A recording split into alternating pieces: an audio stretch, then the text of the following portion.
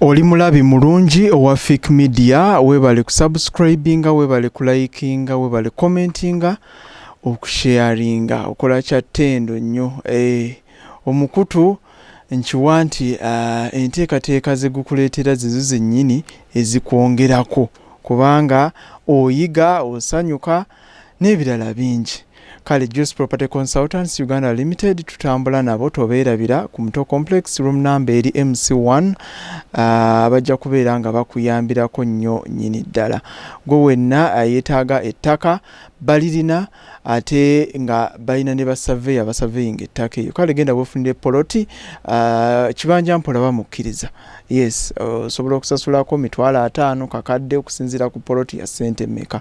Ennamba z'essimu ezo mukubireko ajja kubanga akuyamba. Ya Airtel yeri ku WhatsApp nga bwentera okugamba muweereze message ajja kubeera nga akuddamu.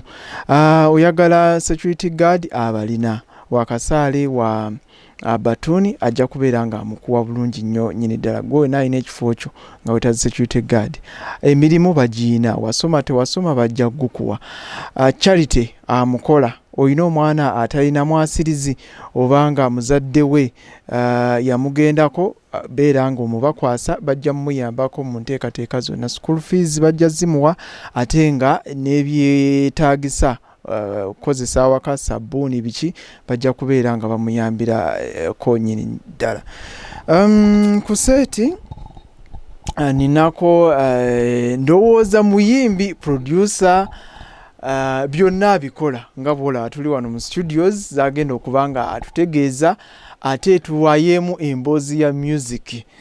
Nsuubira nti ate enteekateeka eno weenaggwera ojja kuba oyina kyoyizeemu, ojja kuba oyina bingi nnyo by'omutegeddeko by'obadde tomumanyiiko. Ssebo nsanyuse okusisinkana, nsaba weeyanjulire alaba Fake Media omumbuulizeeko.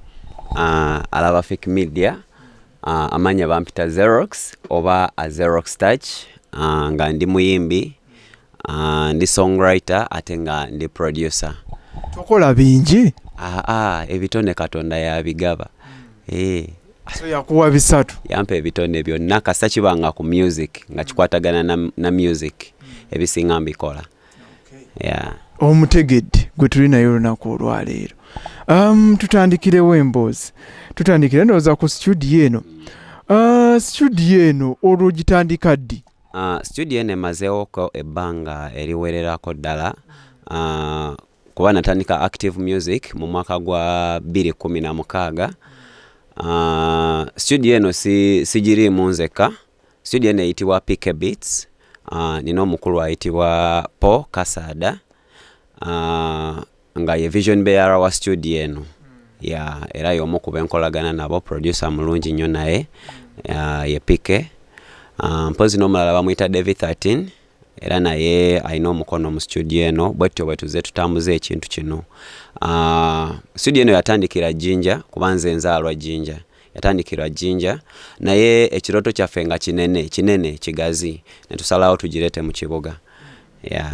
Okay. So mukola audio basically. Tukola audios. Services that rendering nga Pike Beats, tukola songwriting, tusomesa ebivuga ebyenjawulo nga gita, enanga, mpozi ne tukola songwriting, ne tuyambako n'abayimbi ku vocals. Okay, so bayimbi kibi mukoleddeko ko projects? So far ninawo omwana bamuyita Becky Liz. Ayimba bulungi nnyo. Tulina oluyimba ayina mutima gwange cover olwaba Blue 3 twalukoledde wano. Ninayo omwana bamuyita J Lugra, pozi ne MC Benwa ne Ham Miles. Abana bangi kyetukola okusingira ddala tusitula talent nto. So kati emirimu gino egy'okuproducinga wagiyigirawa? Munange nno emirimu gino engeri gye nagiyigamu yeewuunyisa kubanga natandika nga active musician nga nyimba buyimbi. Naye katuka akaseera nga mani ba producer balwisayo ennyimba kitegeera ne ngamba naye nze Katonda gwe yawa ekitone nga ninako ideas ku nnanga ne ngamba waaye kanjige ebintu bino nembiyiga mpola mpola. Nsobola ogamba nti kati mu production maze mu active production nga nkola ennyimba ezitali zange kuba natandika nkola demos zange nempa ba producer abalala okumixinga n'okumasteringa. Kati active production right now mumazemu emyaka 4. Yeah. Nsobi ki ba producer ze batera okukola mu nnyimba z'abantu? Kibuuzo ekyo kiri a bit tricky. Well, ngera bwe bagamba ensobi zikolebwa balamu. Ndowooza ebiseera ebisinga ba producer abasinga beemalirira so nga kyandibadde kirungi bw'oba otandise ku luyimba n'okolagana ne ba producers abalala. Tubeera talented, byonna tuba tubimanyi ebisinga, naye it is always good okufunayo producer omu n'omugamba wulirizaamu mu luyimba luno ajja kuwabula cause waliwo olulimi olumusic asobola okugamba oba wano hayi mungi ate nga gwe oba oluusi tokiwulidde. So kati producer bw'oba weemaliridde ebiseera ebisinga osobola ofulumya oluyimba nga lulimu ekintu ekibulamu kitono nnyo so nga senga oba olese producer omulala oba okuwuliramu ensobi eyo oluyimba luba lwandifulumye nga teriimu. Wano mukola mixing ne mastering? Yeah, I am personally a sound engineer. Nkola mixing ne mastering. Era nfuna mastering n'aba producers e Canada. Abasinga abamperezaako kati nina omwana bamuyita D Brown, Ditarik. Omwana ono alina ba producers ebweru bamusindikira tracks ne tu voicingira wano ne masteringira wano. Okay. Yeah, so tukola mixing ne mastering bulungi nnyo. Biki ebikola studio eya audio efulumya ennyimba? Okusingira ddala nja kwogera ku sound card. Emizindaalo tugyetaaga, computer tugyetaaga, ne bw'oba tolina sound card nnungi ofulumya sound atali mutuufu. So sound card ye tyosobola ogitulagako wano? Yeah, kati fe sound card gye tukozesa yeno bagiyita prisoners. Yeno bagiyita prisoners. Bw'oba sound card yo nga si nnungi bulungi osobola ofulumya music agenda okulumya abantu emitwe. Ng'omuntu bw'ateeka music mu earphones oluyimba luba lumusala naye ffe tukuba music kawoowo. So manya nti sound card gye nnina nnungi? Okola research. Sound cards nnyingi, waliyo M-Audio naye ffe twachuzinga prisoners ngaffe. Yeah. Tuina neno analysis. Kisinziira ku kiki tuba twagala ofulumya ku kaseera ako. Tulina analysis eri prisoners kati okusinziira ku quality ya audio gye njagala ofulumya oba n'omuyimbi gwe ndikolera okusinziira ku frequencies ze njagala buli kimu kati nchuzinga sound card okusinziira ku kiki ndi kukola kesaawa eyo. Bino ebyuma nanga n'ebisigadde mixer n'ebisigadde. Okay. Nsobola studio yange okugisetinga ng'ebyuma byonna mbiguze wano kubanga bentera okuwulirako baga nti birinnya nnyonyi ne biyingira eggwanga. Well, ku nsonga eyo it entirely depends, kisinziira ku gwe kyewandyagadde. Nga mu Uganda ebyuma ebirungi mu ebiri? Ebyuma ebirungi mu ebiri mu Uganda, nina ne mukwano gwange atunda ebyuma bino naye nze ffe nga Pick Beats ebyuma byava bweru. Yeah, ebyuma byava bweru nga twagala tufune ekintu nga tebakyozezaamu tebakikyupudde so twa orderingira ddala ebyuma kuva bweru. Okay. Yeah. Studio nyingi gye ziri mu ggwanga Uganda wano.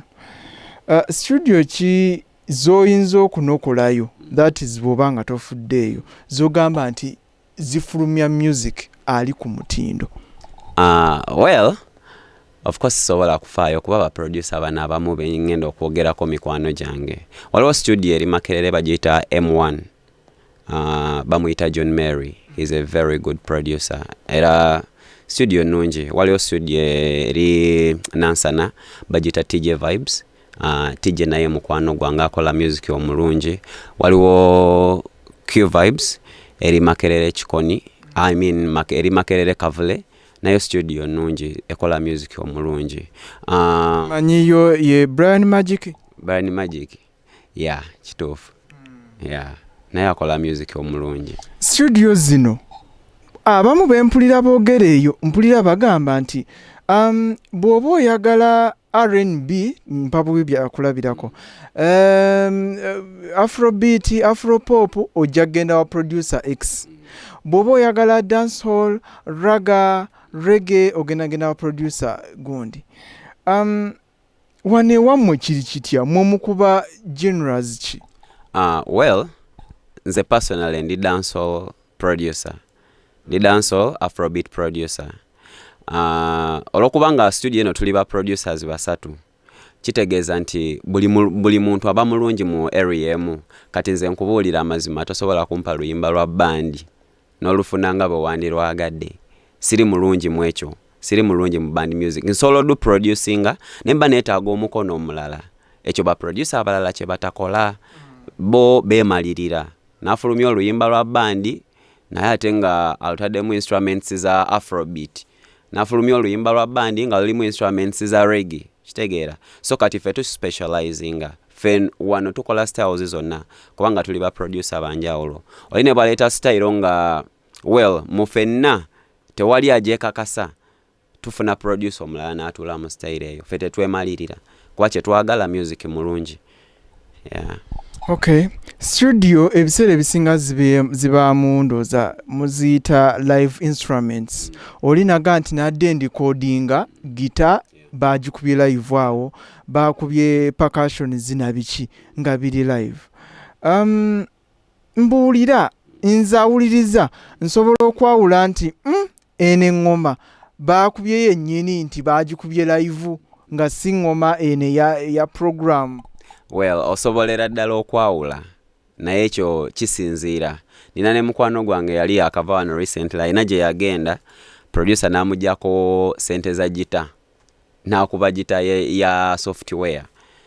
Omuntu bw'owulira oluyimba osobola okwawula, osobola otegeera nti kino bakikubye awo wennyini, muntu yakisunye awo wennyini oba oli yataddemu buteesi. Osobolera ddala okwawula. So kiriwo ekisingako obulungi? Ekisinga obulungi ekivuga ekiri live. Naye kisinziira ne ku style. Ffe wano ebivuga bwe tuba twagala ekivuga ekiri live tukiteekamu. Bwe tuba twagala saxophone omulere nga guli live, bwe mpulira style eyo nga yeetaagamu omulere, nina omuntu gwe nsobola okukozesa mukubira bukubizi simu najja ne tukola live. Bwe mba njagala owa solo guitar muleeta, bwe mba njagala acoustic guitar ye waali producer munange omulala mulungi nnyo mu bivuga byonna ebisinga.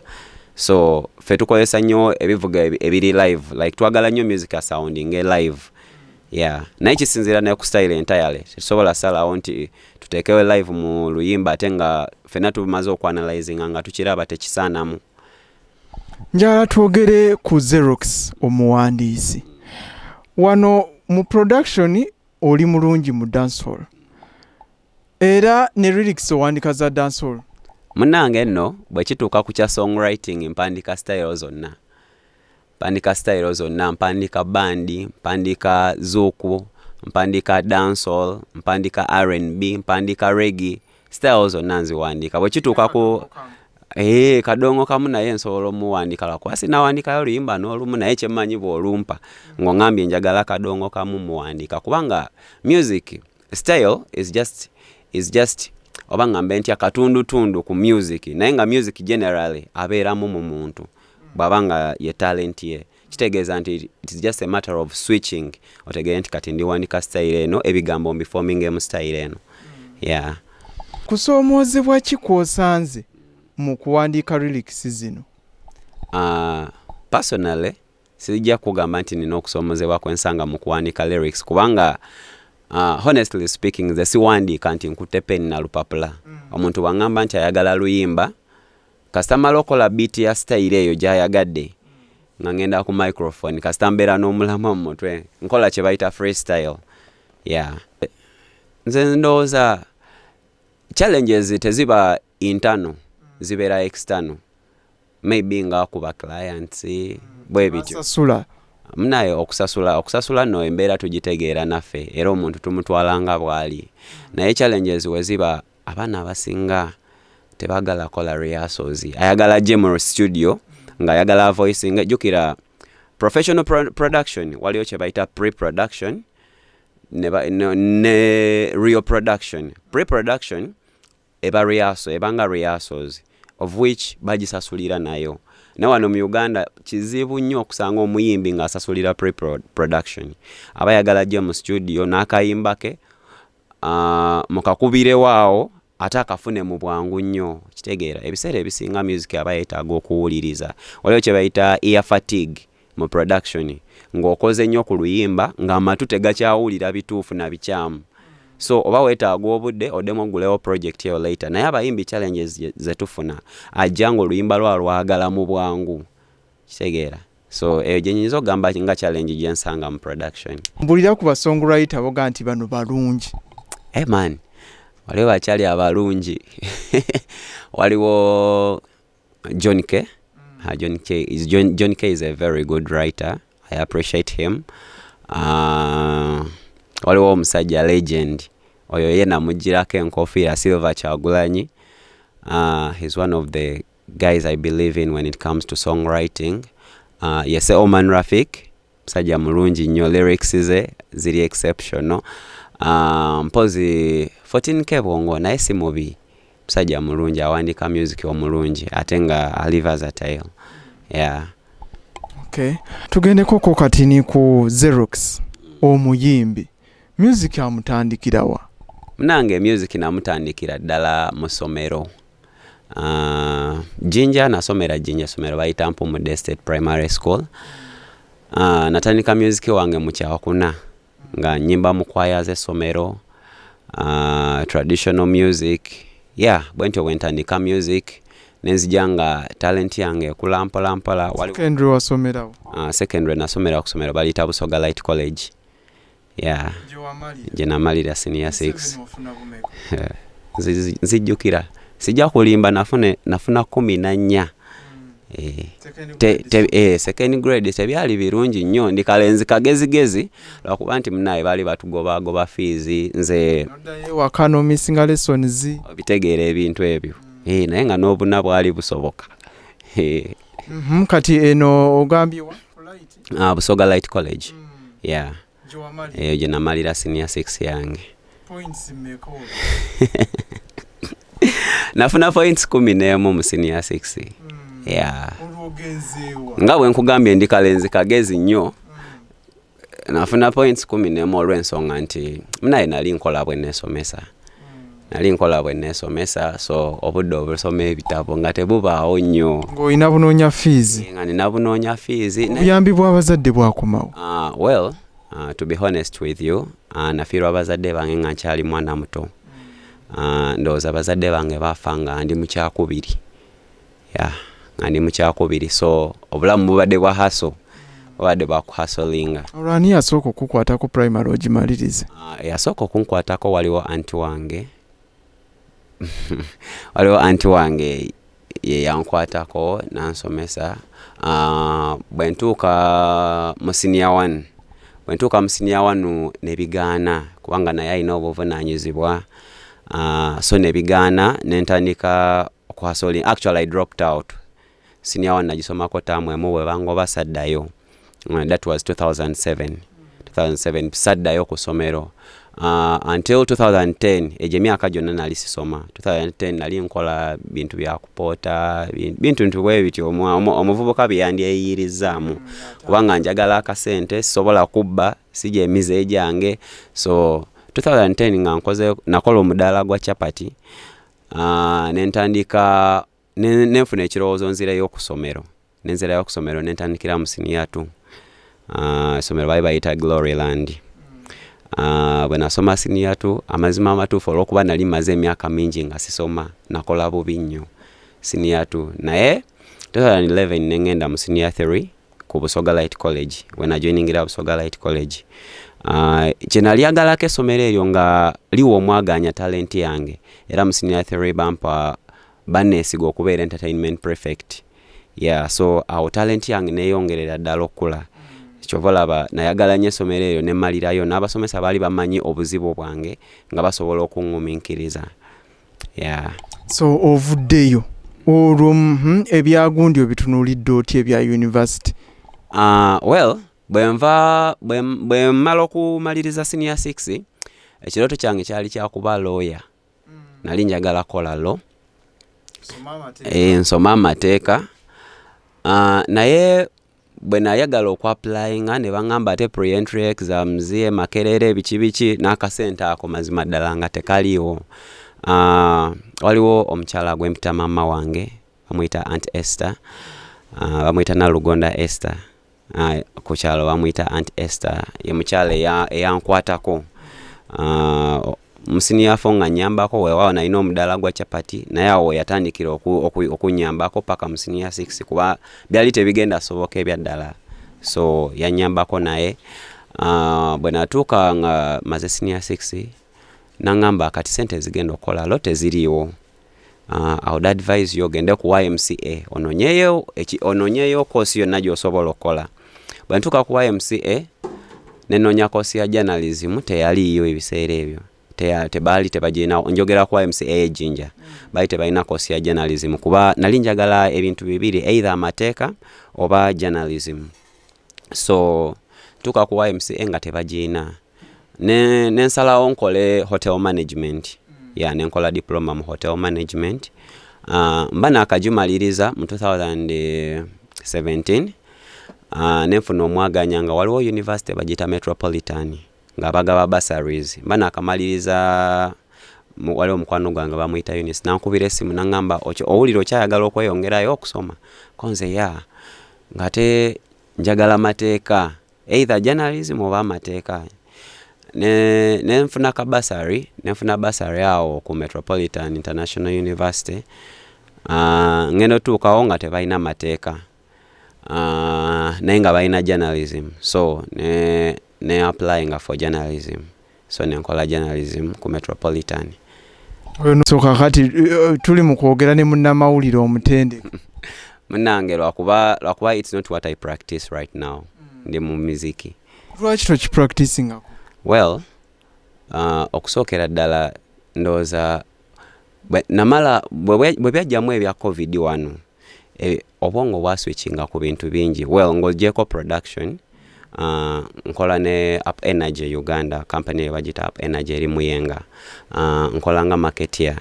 So COVID ono bwe yajjamu yaggulawo enzigi ezimu, kati ebintu bye nasoma ne mbijjako focus kati nga hotel management ndi professional chef naye I do not practice that kubanga what you practicing before. Nakolerako emuyenga emunyonyo ku Commonwealth Resort nga chef. Kasente nga kali katya nange ebyo saagala byogerako nnyo kubaza ezimu ku nsonga lwaki nakwitinga industry. Okay, so kati eyo tuvuddeyo tuzde wali. So kati musomero ovuddemu oyimbyeko gye watandikira, kye tuyinza oba mmwe kye muyita professional music olwo kitandika ddi? Professional music mutandika nkyali ku YMCA. Ndowooza we nasisinkanira bano mikwano gyange nga batandikako ku studio nga nabo bantu balina ekirooto kya music. Nina mukwano gwange bamuyita producer Jojo yanyaniriza mu studio naŋŋamba jangu olabeko ebiseera ebyo. Kati 2017 nga nakolera internship emunyonyo ku Commonwealth Resort ne they retained me. So kati bwe nalaba mukwano gwange ono naŋŋamba waliwo studio eno jangu tukyalireko. Bwe nagenda mu studio saddayo munyonyo nkubuulira nakola oluyimba lwange olwasooka baluyita TOPOWA. Neŋŋamba ate ndowooza kino kyekirooto kyange. Ekirooto kyange tekiri mu kiyungu nensooka nkireka, kati awo natandikira professional music. Era nga gwe weewandiikidde? Nga nze yeewandiikidde. So music wo yenna weewandiikira? Music wange yenna mwewandiikira. Lwaki toinvitingayo bantu balala ne bakuteeramuko? Well, ekyo tekyandibadde kibi, ate nkubuulira amazima. Producer Jojo gwe njogeddeko, he's also a songwriter. Alina ideas ku songwriting. Nga bwe mba nkola freestyle ampapula naŋŋamba no XEROX wano wandikoze booti, ye ampita lyrical genius. Ngamba no lyrical genius wano wandibadde okolawo booti. So nzikiriza okuwabulwa, seemalirira buli mu kintu kyonna. Bwe nfuna omuntu nga abaddewo nga nkola, kyemanyi waliwo styles zemba netaaga okwebuuzaako ku muntu. Kati waliwo omusajja bamuyita Jobless, he's a songwriter also. Nina music gwe ntera okuwanika ne musindika ne mugamba wulirizaako kino kyandikoze kitya nangamba nedda line eno bweti wandigikyusiza n'ogiyimba bwoti so kitegeeza nkolagana n'abantu abalala ab'enjawulo seemalirira 100%. Yeah. Okay, so TOPOWA bwagguzzaako ki?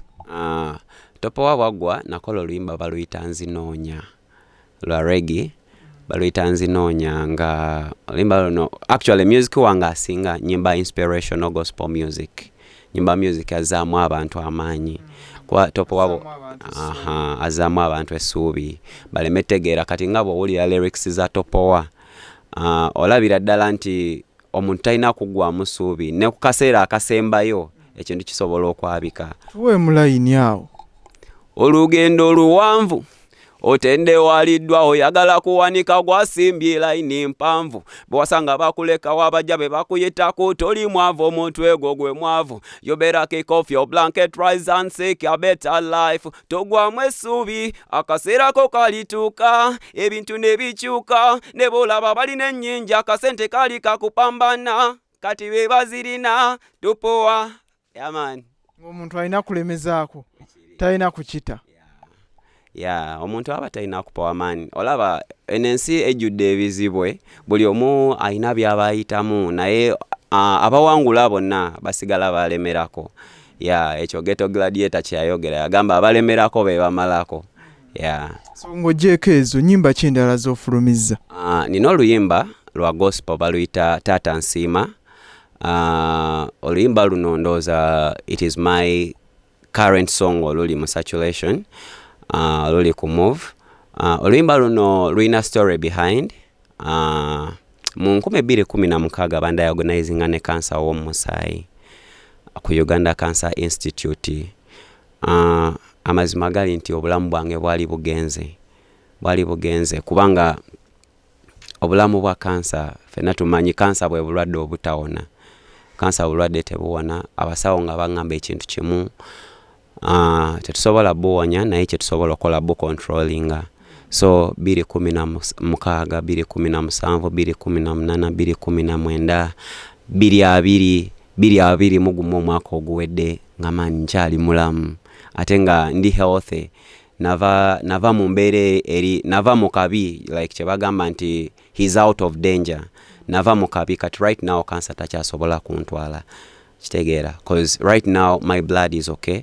Right now ndi normal cells zange ziri normal kati bwe nalowooza ku bintu bwebityo nenkuba oluyimba baluyita Taata Nsiima. Yakukwata mu 2017 2016 nga gwako. 2016 nga gwako. Blood cancer.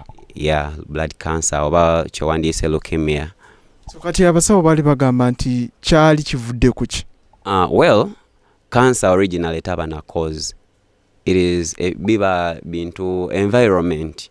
Tewali kawuka nti kano kawuka ke kaleta cancer. So ebeera environment. So tebalina kye bangamba nti oba ebiseera ebimu abeera genetico, ebiseera ebimu ajabuzi. Omuntu osobola obeerawo nga ne mubeewammwe bonna bajjajja babajjajjaabo teri yali amuyina naye ate gwe n'omufuna.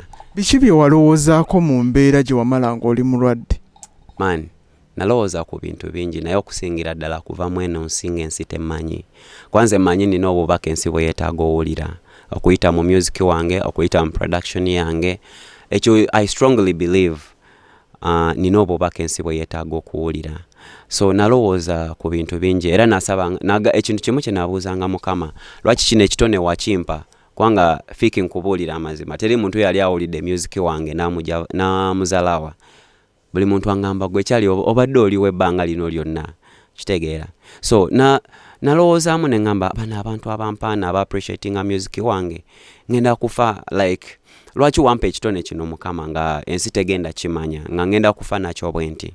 Kibi bintu bye nasinga okulowoozaako nnyo. Mpozi n'ekirala njagala kuba wa mazima nina mutabani wange bamuyita Aiden Jotham.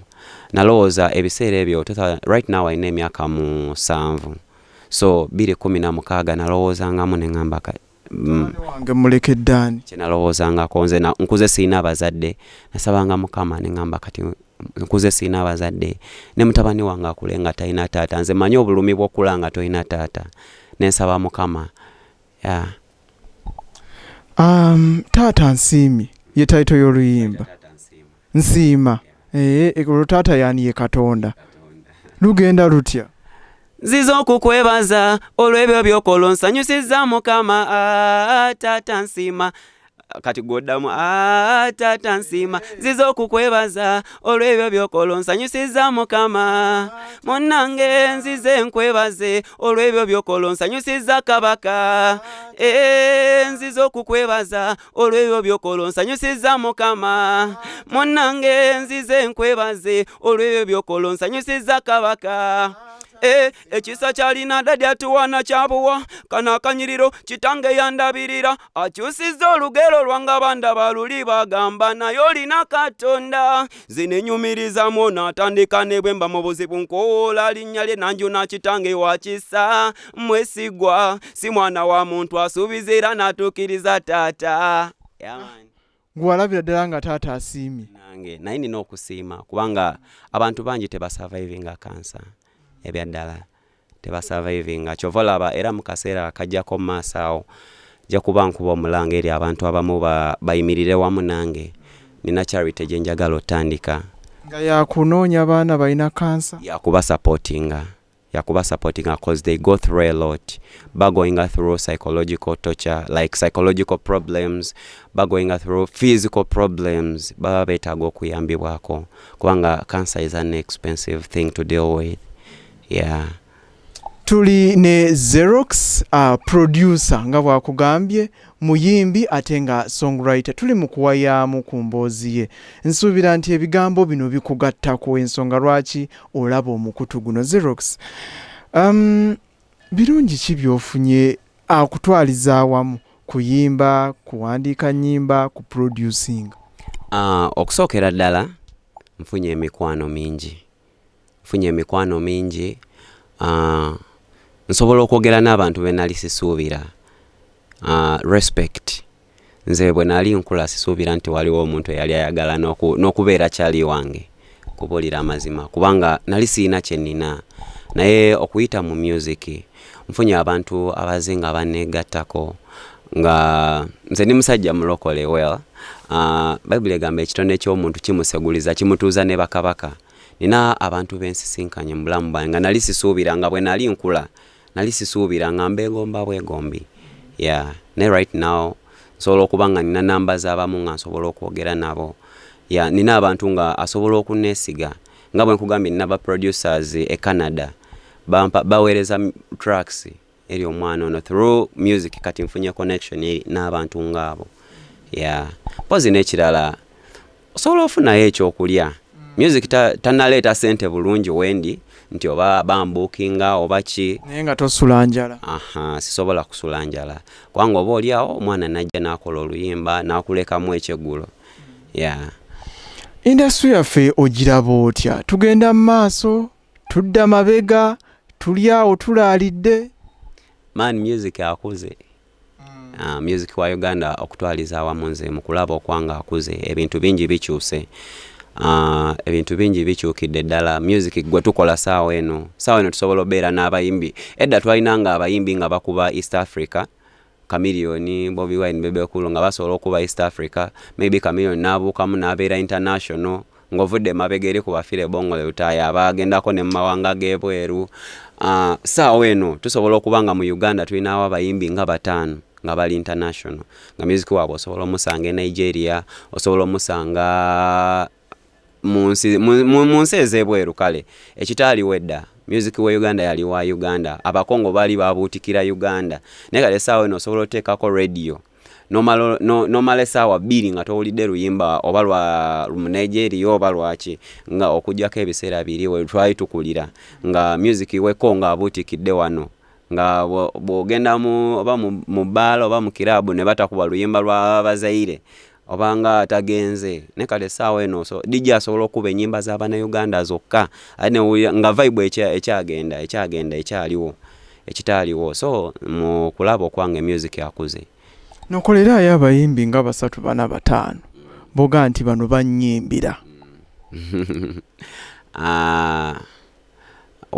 Okusookera ddala Juliana Kanyomozi, omukyalo yayimba ebyaddala, talent ye tagifekinga.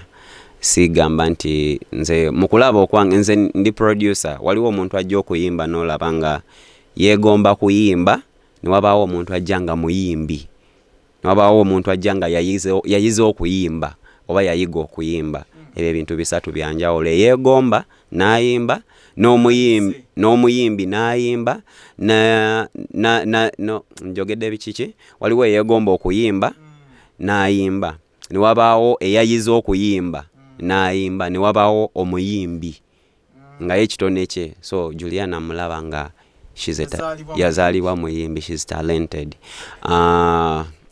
Politics aside, njagala Bobi Wine ng'omuyimbi nga ojjewo ebyobufuzi well n'ensonga zaaliko nziwagira kuba alumirirwa omuntu wa wansi naye nga mwagala ng'omuyimbi. He's a good musician. Nakyo kiyiseewo nti ndi wa people power. Tompanda bigambo mukamwa. Politics aside, nze siri munnabyabufuzi. Naye ng'olinawo ogwawa. Siri munnabyabufuzi, nze nyimirira n'abantu ebinyigiriza abantu. Nina oluyimba baluyita Mama Uganda, n'oluyimba lwange olupya baluyita Uganda. Nina Mama Uganda ne Uganda kitegeeza ndi musajja munnansi ayagala ensi ye. Kati nze ekintu kyonna bwe kiba kinyigiriza abantu nkivumirira. Bwe kiba nga kikolera abantu nkiwagira. So sina political sides. Njogedde babiri, Juliana Kanyomozi, Bobi Wine. I love Jose Chameleone. The guy is creative, he's talented. Ani omulala, Spice Diana. Yeah, that lady is a musician. Mu Uganda Musicians Association Jolio ina ID. Uganda Musicians Association sijirimu, sina ID yayo. Olw'ensonga nti ebintu bino byajjamu ebyobufuzi.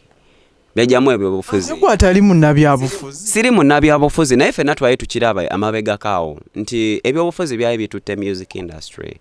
So nga abantu bali mu bintu bino olw'ekigendererwa ekimu oba ekirala. Nga waliwo pate eyagala okiteekamu nnyo amaanyi olw'okuba nga waliwo omuyimbi eyali avuddeyo. So nze nganze omuntu, I think I'm good to if I produce my music, tetulina copyright law mu Uganda, sikyo?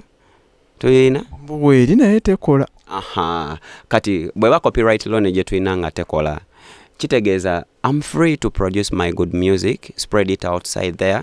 Association tena kyegenda kungasa nganze XEROX ayidibye okuva ku ground. Okitegeera? Okujjako nga bataddewo enkola ennambulukufu.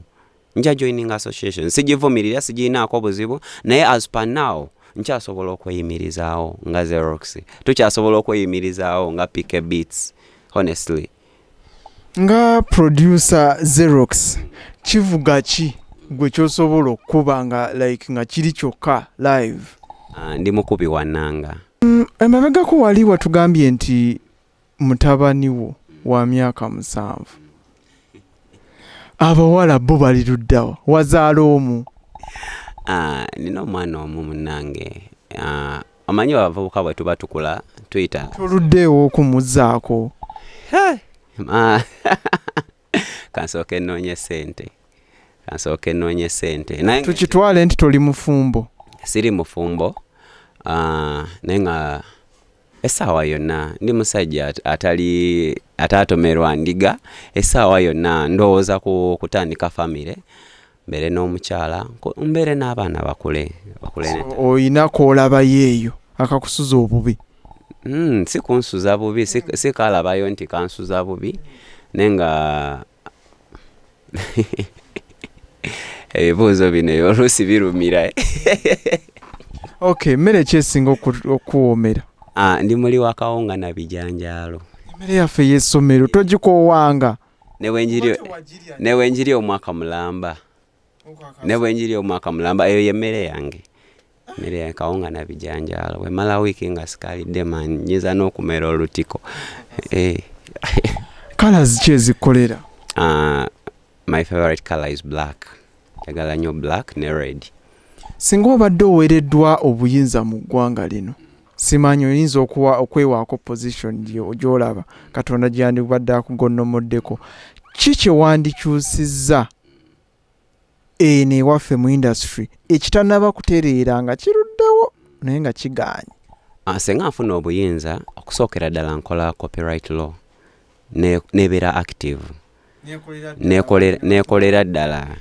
Okimanyi fiki amazima gali nti the arts industry tetulifuna mu bitone byaffe mu Uganda wano nga bwe kiri mu nsi endala. Bwe nkola oluyimba amazima gali nti ready playing oluyimba lwange tena do playingira bwerere kubanza agiwa abawuliriza okitegeera like nza entertainment eyo gwe bateekako nga music asanyusa abawuliriza abaabwe naye bakuba ennyimba zaffe nga tetulina kye tuzifunamu. Omwana asobola ofuna ate oluusi nga mmwe mulina okusasula bo. Bwe kiri wano mu Uganda naye ate si bwe kirina okuba. Tekirina mbuzibu nze okwebaza fiiki okwebaza nti webale kuba muziki gwange mwana nenkwatira ng'akasiimo ne terina kubateeka nti okuba oluyimba sasula gundi akuba oluyimba okitegeera kubanga buli omu yeetaaga munne ate nze ntaddemu sente okuproducinga oluyimba kati njogera ku bayimbi abatali baproducer nga nze. Ateekamu sente okuproducinga oluyimba, nateekamu sente okola video, nateekamu sente za promoter agenda otambuza oluyimba ku ground ne final agenda odukuba okitegeera agenda odukuba obukube ku radio oba ku TV naye amusasule mwani si bwe kirina okuba. Abaana bakuba music waffe mu library bamukolamu music aliko copyright. Okimanyi nti buli luyimba lwa 2 video ya 5 okitegeera abaana bafuna basala ennyimba zaffe naye nga ffe tetuzifunamu okitegeera zigenda ku kale ku TikTok tuzauploadingayo n'ennyimba zigenda ku mikutu emirala nga sigwalutadde nayo omwana akwata bukwasi luyimba olw'okuba alina YouTube channel n'akuratinga ka video n'aluteeka ku YouTube ye olw'okuba tetulina copyright laws. Nga XEROX noza katwogere ku muyimbi alina management? Sina management. Era bwe wabaayo omuntu ng'asobola okuddukanya XEROX nga brand asobola okujja ne tuteesa ne twogera ne tukolagana. Right now mbadde nkyaddukanya omuziki gwange nga nze manager nze muyimbi nze writer. Right now mbadde nkyabyekwasaganyeza nzekka. Naye nga bwe wabaayo omuntu oba ng'ali serious ng'awulira yandyagadde okwata ku XEROX nga brand tusobola okukwatagana. Tewambulidde ku videos. Video ina meka? Sina official video, nina lyrical videos. Nina ne YouTube channel XEROX Uganda. Osobola osanga nina lyrical videos at the moment.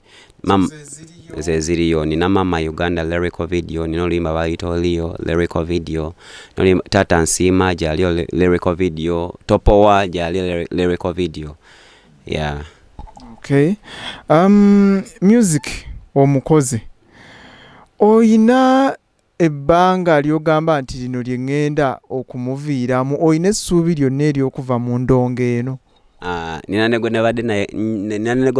gwe nabadde njogera naye eggulo mukwano gwange nga music njagala mukola emyaka 5 okuva kati.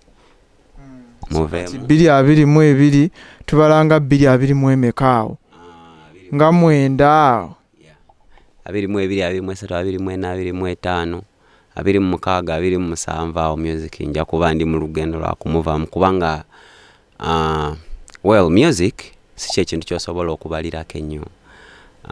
Nga bwe nkugambye nina omulimu omulala gwe nkola so njagala kola charity. Ono oba tomuvudde mu mangu?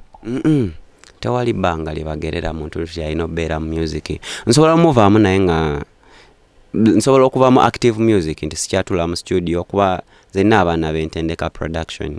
Nga bwe nkugambye fiiki nze seemalirira n'abaana b'entendeka production egyo emyaka bajja kuba nabo bayize nga nsobola okuyitako mu studio ne mbawabula oba ne mbayamba. So ojja kuba ofuuse consultant? Kyemanyi mu myaka 5 oba bye mbala biyiseemu oba ensi entegedde oba tentegedde ojja kuba okita? Nja kuba nkita nkola ebintu ebirala. Njagala kola actually naninga orphanage bagita si orphanage nti orphanage weeri mu buliwo naye orphan support project bagita Aba Orphan Support Uganda. Nga bwe nkugambye nakula ndi mulekwa so njagala kuyamba ku baana abo abatalina bazadde baabwe kitegeera. So fani nawo abaana 14 benyambako okubawa ebintu ebyokusomesa nga ebitabo, pens, and part of their school fees sobola zisasula kuba nange nkyayiriba naye kyemba nsobodde so njagala mu myaka 5 mbe nga nina orphanage erabibwako ekwatibwako so bye bintu bye njagala ofocusingako. Music tumusange wange ojjeko leko videos zo tugambye ku YouTube. Music wange ali ku online stores ezisinga nga ku Howe.biz, ku DJ Ericom, ku Jaja, ku SoundCloud, ku Deezer, yeah. Obubaka bwoyagala okuwa abafans bo n'abavubuka abamu okutwaliza wamu katugambe n'abo bonna abaviiriddwako bazadde baabwe bamulekwa. Okusookera ddala njagala tandikira awo woosembedde. Njagala kutuusa bubaka bwange eri bamulekwa. Katonda aba n'ensonga lwaki akulekawo. Abasinga tetwandibadde kino kye tuli senga twabivaako ne tugamba nze siina abazadde leka ensi entwale gye yagala onosigala ng'olina ekirooto. Nze newankubadde na dropping out ku ssomero nalina ekirooto nga mpulira njagala nsome maleko nga simanyi kitya bwe kigenda kubeera naye nga nkiwulira mu nda yange mu mutima gwange nga njagala nsome maleko era olw'okuba nga nalina okukkiriza okwo amazima ddala kyatuukirira. Nalina ekirooto kya music nga njagala nkole music mbere omuyimbi sayina kirooto kya kubeera producer mu kusooka naye nalina ekirooto eky'okubeera songwriter era omuyimbi. Mu process eyo olw'okuba nakiremerako okuyita mu mikwano gyange nga bwe nkugambye producer Jojo, ekirooto kino kigenda kituukirira. Sinatuuka we njagala kubeera naye kigenda kituukirira. Ekirala kubeera wa mpisa. Ensi eno yeetaaga empisa fiiki n'obwetowaze n'obuntu bulamu. Nze nsobola okugamba siina kye nnina nnyo kinene naye bitono bye nninawo babadde bantu nga balabye obulungi obundimu, obwetowaze bwange, empisa ze nnina. Seewaana nti oba nziina naye nkifuna mu bantu kubanga omuntu atalina mpisa tadiiringika naye. Mpozi n'ekirala abayimbi banaye temupowa, temuzikiza. N'ekirala tukole content, tukole ekintu ekigenda okubaako kye kiyamba ku nsi yaffe. Tukole music agenda okubeerera, tukole music agenda okubeerawo. Nze bw'owulira oluyimba lwange TOPOWA n'abakyali bange abaŋŋamba amaanyi nze bwe mba njagala bivaamu ng'ensi enkubye kuba ffenna tukubanga once in a while mpuliriza oluyimba lwo TOPOWA.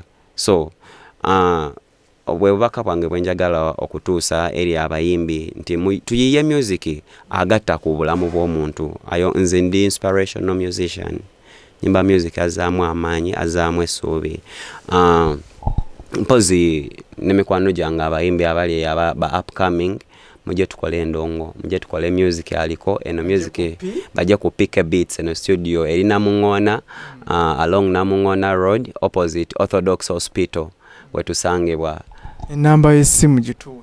Namba y'essimu eri 0703 619226 0703 619226 oba 0779 62 73 37 0779 62 73 37. Zonna ziri ku WhatsApp oba osobola okunsanga ku Facebook XEROX The Sun. Yeah. Ukawoli. Ndi ku Facebook, ndina ku Instagram nga XEROX The Sun era siri ku Twitter. Ya nengeze namba osobola okuntuukako. Lwaki toliyo? Siri ku Twitter. Naye ku TikTok yo gy'oli? TikTok nina account lwakuba siri active nnyo munaye TikTok y'abantu abamanyi okukola batya siri muntu nnyo wa bintu ebyo. Yeah. So wagendayo kulaba byabalala? Naye nina account kwendi era waliyo ne book clips obutonotono so ku TikTok osobola okunsangayo XEROX The Sun. Yeah. Okay, tweyanziza. Emyaka gy'olina emeka? Emyaka nina right now nina emyaka 25, nina emyaka mu fine 20s awo era naye nga natera okuva mu 2 ne musajja akuliridde guno gwa 10 tugenzera mu gwa 11 kitegeeza nkula. Birthday tugikuza bulidde? Birthday tugikuza buli nga 23 December. Yeah. Mwaka tugogedde? Mwaka? Ogambye birthday lunaku lwe nazaalibwa 23 December. kale omulungi ali ku Fik Media njagala nkusibuliraawo nkwebaza okuba omulabi omulungi asubscribinze alayikinze akomentinze atasharinze emboozi zino tuzireeta zikwongereko tusanyukamu tuyiga ate ne tumanya n'ebyo ebifa ku bantu baffe tuba tubamanyiko kati nnyo naye wano tubaleeta ne beeyogerera ne tumanya biki ebigenda maaso mu bulamu bwabwe ate ne mu kariya zaabwe.